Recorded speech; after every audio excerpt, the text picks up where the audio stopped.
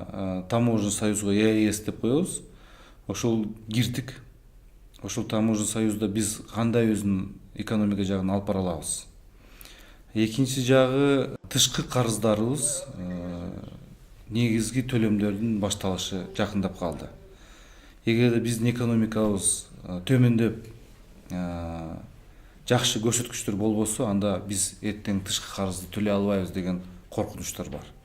Ошондуктан бүгүнкү өкмөт өтө жоопкерчилик менен келиш керек бул жумуштарга. Вазипа өтө чоң коюлган. Анткени мына азыр 5 миллиард сом киреше булагынан бюджеттен биз келбей калды, түшпөй калды. Бул деген, значит, 5 миллиард сомго биз экономикадан болобу же башка социалдык багыттарга чыгыштарды анда биз кыскартат экенбиз деген. Бул жерде азыр өкмөт эң мобилдүү болуш керек.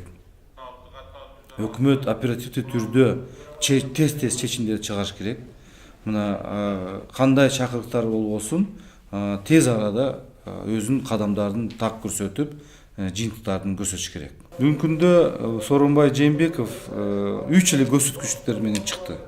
Бул ички дум продукциянын өсүшү, бул инфляция жана дефициттин кайсы көлөмдө болгону 3 эле көрсөткүч. Бирок өкмөт бул мындай таар чөйрөдө эмес, бир кеңирээк мындай экономика багыттагы же социалдык багыттагы кеңирээк өзүнүн көз караштарын айтыш керек эле.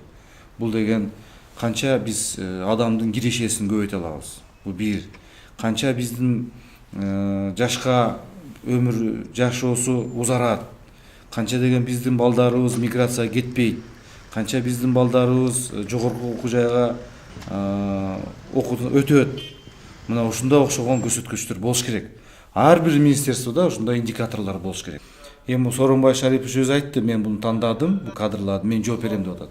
Көрөбүз эми азыр 2-3 ай өткөндөн кийин оппозициясы дагы, коалициясы дагы алардан сурайт жыйынтыктарын жумуш жөнүндөчү. Чындыгында бүгүнкү күндө мезгил келди.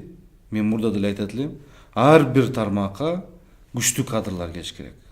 Күчтүү кадрларды келтирип, ушу биздин мамлекетибизди көтөрүшөк. Техникалык жумуштарды ал башка эле адамдар эле жасай берет.